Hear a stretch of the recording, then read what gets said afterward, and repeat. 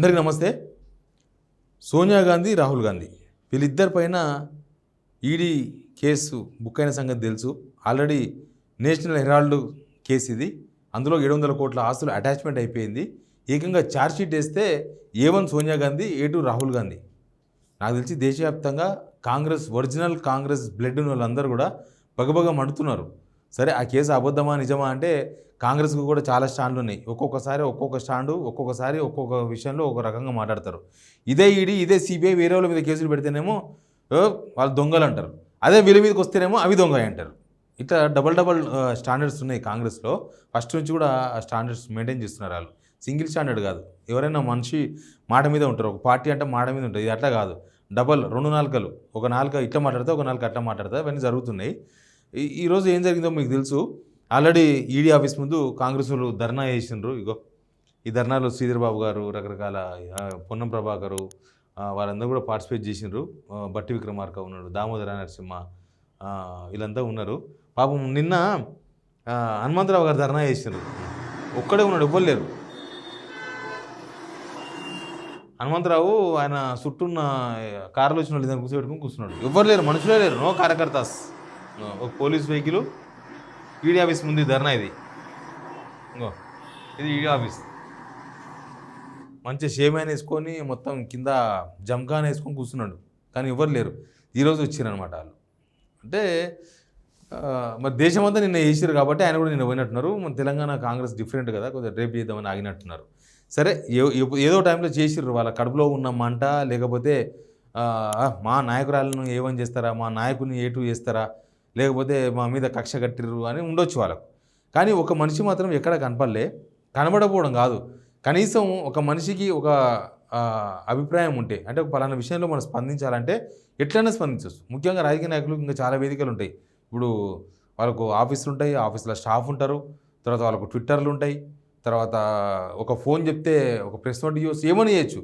కానీ సోనియా గాంధీ, రాహుల్ గాంధీ మీద case book అయితే ఇప్పటివరకు మన ముఖ్యమంత్రి రేవంత్ రెడ్డి ఇప్పటిదాకా స్పందించలేదు. ఇప్పటి వరకు పక్క రాష్ట్రంలో ఏకంగా ప్రెస్ మీట్ పెట్టిండు DK శివకుమార్. తర్వాత సిద్ధరామయ్య ఆయన ఏదో సందర్భంలో మాట్లాడేసాడు. ఇక చాలా ప్లేసుల్లో అసలు ముఖ్యమంత్రులు కానవాళ్ళు, అక్కడ ఉన్న PC చీఫ్లు, రకరకాల మనుషులు మాట్లాడినరు. కానీ రేవంత్ రెడ్డి గారు మాత్రం ఇప్పటి వరకు అసలు ఒక్క పల్లెత్తు మాట కూడా మాట్లాడలేదు. వాళ్ళ ఛార్జ్షీట్లో A1 A2 పెట్టినా మాట్లాడలేదు, వాళ్ళ ఆస్తులు అటాచ్ చేసినా మాట్లాడలేదు. అసలు ఒక ట్వీటు ఎక్కడున్నా చేయొచ్చు. ఆయన జపాన్లోనే చేయొచ్చు, జర్మనీలోనే చేయొచ్చు. ఒక సింగిల్ ట్వీటు దాన్ని ఖండిస్తూ ఇట్లా చేస్తున్నారని మాట్లాడాలి. మరి మొన్ననేమో ఆడ గుజరాత్ అహ్మదాబాద్లో అసలు మోడీని మామూలుగా మాట్లాడలే. అసలు చూస్తే అంతకుముందు వీడియోలు, మొన్న మాట్లాడిన వీడియో చూస్తే అంత పరిశాన్ ఉన్నది, ఆస్మాన్ ఫరక్ ఉన్నది. ఇప్పుడేమో మరి సోనియా గాంధీ, రాహుల్ గాంధీ వాళ్ళు పెడితేనే ముఖ్యమంత్రి అయ్యిండు, వాళ్ళ అవకాశం ఇస్తే నేను ముఖ్యమంత్రి అయ్యిండు. కానీ కనీసం ఒక ట్వీట్ కానీ, ఒక ప్రెస్ నోట్ కానీ, ఒక మాట కానీ, ఆయన జర్మనీలో మాట్లాడి ఒక వీడియో రిలీజ్ చేసినా కూడా తెలంగాణకు చేరిపోతాయి విత్ ఇన్ మినిట్స్లో. కానీ లేదు, అసలు రెస్పాన్సే లేదు. ఈ కేసు అయ్యి ఇదంతా 2-3 రోజులు అయింది. ఆయన హైదరాబాద్లో ఉన్నప్పుడే వాళ్ళ ఆస్తులు అటాచ్మెంట్ అయినాయి. ఈ యంగ్ ఇండియన్ వాళ్ళ ఆస్తి, ఆ ట్రస్ట్కి సంబంధించిన ఆస్తులు ఈడీ అటాచ్ చేసుకున్నది. అయినా సరే మాట్లాడలేదు ఆయన. అయినా సరే సీఎం ఆఫీస్ నుంచి, ఆయన ఆఫీస్ నుంచి ఇప్పటివరకు ఒక ఖండన కూడా లేదు. అంటే నాకేం సంబంధం వాళ్ళ మీద అయితే అనుకున్నా, లేకపోతే మరి మోడీని విమర్శించకూడదు అనుకున్నారా ఈ విషయంలో? కొన్నిసార్లు బీజేపీ నేతలు కూడా అట్లే ఉంటారు. మోడీని ఈయన మస్తు మాట్లాడతారు రేవంత్ రెడ్డి గారు. ఒక్క మాట కూడా అన్నారు ఇక్కడ ఉన్న కిషన్ రెడ్డి వాళ్ళు ఒక్క మాటగా మాట్లాడరు. అంటే ఈయన ఎందుకు పట్టించుకోవాలి, ముఖ్యమంత్రి అంటే అని అనుకుంటారా, లేకపోతే ఏమో తెలియదు. వాళ్ళ లైన్ ఏందో వాళ్ళకి తెలియదు. కానీ వీళ్ళకైతే ఒక లైన్ ఉంది కదా. మీ పార్టీ కార్యకర్తలు, మీ పార్టీ లీడర్లు అంతా ధర్నాలు చేసి, రకరకాల ట్వీట్లు పెట్టి నిరసన ఏదో రూపంలో తెలియజేస్తున్నారు. అంటే బహుశా ఇక్కడ కాంగ్రెస్కు, ముఖ్యంగా తెలంగాణ కాంగ్రెస్కు డ్యూయల్ స్టాండ్లు. ఇదే సిబిఐలు, ఇదే ఈడీలు కవిత కేసు విషయంలో వచ్చినప్పుడు కవిత తప్పుపట్టారు. ఇక్కడ సోనియా గాంధీ, రాహుల్ గాంధీ గారు వచ్చే వరకు వీళ్ళని తప్పుపడుతున్నారు. ఒకటే విషయంలో 2 స్టాండ్స్. ఈడీ, సిబిఐ దేశవ్యాప్తంగా ఇట్లాంటి కేసులు పెట్టిస్తున్నారు, ఇట్లా వ్యవహారాలు నడిపిస్తున్నారు అని ఒక చర్చ ఉంది. ఎందుకు అని అంటే ఈ కేసులు ప్రూవ్ అయితే లేవు. కోర్టులలో 1% కూడా ప్రూవ్ అయితే లేవు. 1,00,000 కేసులు పెడితే ఒక కేసుగా ప్రూవ్ కాదు. అట్లా అయిపోయింది లాస్ట్కి. 1,00,000 కేసులు పెట్టలేవు. మొత్తం పెట్టి 5,500 కేసులు ఈ 12 ఏళ్ళుల్లో. ఆ 5,500 కేసులలో ప్రూవ్ అయినాయి 5 కేసులు 6 కేసులు అని చెప్తారు వీళ్ళు. 5 కేసులే ప్రూవ్ అయినాయి. మరి అంత దారుణంగా ఉంటుందా రేటింగ్? కనీసం 10%, 15%, ఉండదు. సరే మరి ఇప్పుడు సోనియా గాంధీ రాహుల్ గాంధీని టార్గెట్ చేసి పెట్టిరేమో, ఎందుకంటే అసలు ప్రతిపక్షం ఉండొద్దని మోడీ కోరుకుంటున్నారేమో ఆ పట్ల అన్నారు కదా, కాంగ్రెస్ రహిత దేశంలాగా. మరి అందుకని పెట్టిరేమో, ఏమైనా ఉండొచ్చు. కానీ ఇక్కడ కాంగ్రెస్కు అవకాశవాదం కనిపిస్తుంది. ఇక్కడ కాంగ్రెస్ అందుకే బహుశా రేవంత్ రెడ్డి పార్టిసిపేట్ చేయలేదేమో అన్న చర్చ కూడా ఉంది. అప్పుడు తప్పు అని ఇప్పుడు కరెక్ట్ అని, లేకపోతే ఇప్పుడు తప్పు అని అప్పుడు కరెక్ట్ అని, లేకపోతే బీజేపీతో ఉన్న సంబంధాల మేరకు ఎవరు కొంతమంది మాట్లాడకుండా మౌనంగా ఉంటున్నారా కాంగ్రెస్లో? ఇంత కాంగ్రెస్ పార్టీ ఇష్యూ కదా. ఇక మిగతా ఇష్యూలు బీఆర్ఎస్ని తిట్టడమో, లేకపోతే ఇంకెవరిని తిట్టడమో, ఇంకెవరిని ఏదో ఇష్యూలో తిట్టడమో అది నడుస్తూ ఉంటుంది, అది ఇష్యూ బేస్డ్ నడుస్తుంది. కానీ ఇక్కడ ఏకంగా మీ చెట్టు మొదలనే కొడుతున్నారు కదా. మీ చెట్టు మొదలకే చెదలు పట్టిందని చెప్పేసి నోటీసులు ఇచ్చారు. చెదలు పట్టిందని చెప్పి దాన్ని కొట్టేస్తామని చెప్పి ఛార్జ్షీట్లో పెట్టిన పేరు. ఆ చెట్టు కొమ్మలు మీరు చెట్టు మొదలు కొడుతుంటే సప్లై చేయకపోతే దానికి అర్థమైంది అదేమన్నా కావచ్చు.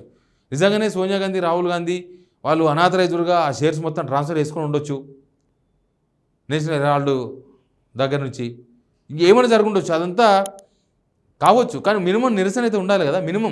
మినిమం నిరసన. మీ పార్టీ అధినాయకుడు వాళ్ళే కదా, వాళ్ళకి మించి ఇంకెవరు ఉన్నారా? అసలు మీ బాసులే కదా వాళ్ళు. మీ బాసుల మీద మీరు ఇట్లాంటి అభియోగం వచ్చినప్పుడు, లేకపోతే ఇది రాజకీయ కక్ష అని మీరు అనుకుంటున్నప్పుడు ఎందుకు స్పందించలేదు? అంటే నమ్ముతున్నారా సోనియా గాంధీ రాహుల్ గాంధీ ఇద్దరు దీనిలో దోషులు అని చెప్పి ఆల్రెడీ కాంగ్రెస్లో కొంతమంది క్లారిటీకి వచ్చేసిండ్రా? ఏమవుతుందో తెలియదు, కానీ ఇది ఒక పెద్ద చర్చ నడుస్తుంది. అసలు ఎందుకు స్పందించలేదు? అందరూ దేశమంతా ఉన్న కాంగ్రెస్ వాళ్ళందరూ స్పందిస్తే ఒక్కరు మాత్రమే ఎందుకు స్పందిస్తలేరు? ఒక్కరే కాదు, టీడీపీ వాళ్ళు ఎవరు స్పందిస్తలేరు. కాంగ్రెస్లో ఉన్న టీడీపీ వాళ్ళు ఎవరు స్పందిస్తలేరు, ఎవరు పెద్దగా మాట్లాడతలేరు. ఎవరు ఆ రాహుల్ గాంధీతో ఉన్న అటాచ్ మేరకు సీతక్క పోయి ఆ ఈడీ ఆఫీస్ ముందు కూర్చున్నట్టున్నారు. మిగతా వేం నరేంద్ర రెడ్డి ఎక్కడ పోయిండు? లేకపోతే మిగతా నిడిపోయిండు? పొంగులేటి శ్రీనివాసరెడ్డి ఏడున్నాడు? తుమ్మల నాగేశ్వరరావు ఏడపోయిండు? ఈ ఒక బ్యాచ్ అస్సలు స్పందిస్తలేదు. ఒక బ్యాచ్ స్పందిస్తుంది, ధర్నా చేస్తున్నారు, ఏదో వాళ్ళలో ఒక నిరసన తెలియజేసే ప్రయత్నం చేస్తున్నారు, డౌన్ మోడీ అంటున్నారు వాళ్ళు. కానీ సంగారెడ్డిలో జగ్గారెడ్డి పెద్ద మీటింగ్ పెట్టి వీళ్ళకన్నా పెద్ద మీటింగ్ పెట్టిండు. ఈడ పీసీసీ పెట్టిన మీటింగ్ కన్నా సంగారెడ్డి మీటింగ్ పెద్దది, జగ్గారెడ్డి చేసిన ధర్నా పెద్దది. కానీ ఈయన కథ ఇట్లున్నది, టీడీపీ నుంచి కాంగ్రెస్లోకి వచ్చిన కథ ఇంకోలాగున్నది. అసలు మరి చంద్రబాబు మీద కేసులు పెడితే స్పందిస్తారమ్మా వీళ్ళు. స్పందించారు కూడా నిజంగా. అప్పుడు చంద్రబాబు అరెస్ట్ చేసినప్పుడు, చంద్రబాబు మీద కేసులు పెట్టినప్పుడు ఇక్కడున్న రేవంత్ రెడ్డి వాళ్ళంతా ఖండించారు. అట్టెట్లా చేస్తారు, ఇట్టెట్లా చేస్తారు, ఇదంతా కావాలని పెట్టిన కేసు నుంచి స్పందించారు.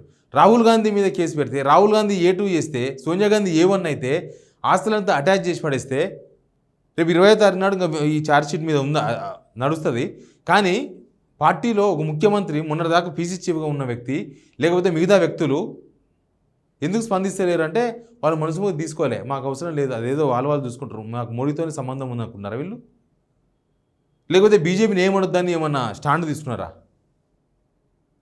అంజన్ కుమార్ యాదవ్ మాట్లాడిండు కిషన్ రెడ్డి మీద, ఏదో కిషన్ రెడ్డి అని ఒక బూత్ లాంగ్వేజ్గా వాడిండు. ఒరిజినల్ కాంగ్రెస్ ఆయన వేరియేషన్ ఎప్పుడు కనిపిస్తుంది అంటే ఇట్లాంటి టైంలోనే కనిపిస్తుంది. ఎప్పుడు రోజు కనబడదు, రోజు పూట కనబడదు. ఏదైనా అక్కడికి వచ్చినప్పుడు, అవసరం వచ్చినప్పుడు అక్కడికి రాకపోతే, మన భాషలోనే ఉంది కదా అక్కర్రాని చుట్టమంటారు, అవసరానికి రాకపోతే ఆ అక్కరాని చుట్టాలేమో వీళ్ళు. అయితే రాహుల్ గాంధీ కూడా ఒక కామెంట్ చేసిన, ఒకసారి వీడియో చూడండి మీరు. इसी भीड़ में ऐसे भी लोग हैं जो बीजेपी के साथ मिले हुए हैं, उनको हमें आइडेंटिफाई करना है ना, आइडेंटिफाई करना है और प्यार से परे करना है, हिंसा से नहीं, नफरत से नहीं, प्यार से भैया इस साइड हो जाइए, दूसरों को आगे जाने दीजिए. రాహుల్ గాంధీ ఏమంటున్నారు? యుద్ధానికి పంపాల్సిన గుర్రాలనేమో పెళ్లికి పంపిస్తున్నాం, పెళ్లికి పంపాల్సిన గుర్రాలు, ఊరేగింపు పంపాల్సిన గుర్రాలనేమో యుద్ధానికి పంపిస్తున్నాం, ఇది ఖచ్చితంగా సెట్ చేయాలి అన్నాడు. రెండో విషయం, కొంతమంది బీజేపీతో ములాఖత్ అయ్యి, ఇది రీసెంట్గా చేసిండు, నిన్నమన్న బీజేపీతో ములాఖత్ అయి ఉన్నారు, వాళ్ళ పని కూడా చేస్తా అన్నాడు. మరి బీజేపీతో ములాఖత్ అయి ఉన్నారు ఎవరో, ములాఖత్ గాంధీ ఎవరో, ఇట్లాంటి సందర్భాల్లో చాలా ఓపెన్గా బయట కనిపిస్తుంటుంది. అది వాళ్ళ పార్టీ ఎట్లా తీసుకుంటుందో మనకు తెలియదు, కానీ ఇష్యూ అయితే ఇది. Please subscribe signal TV.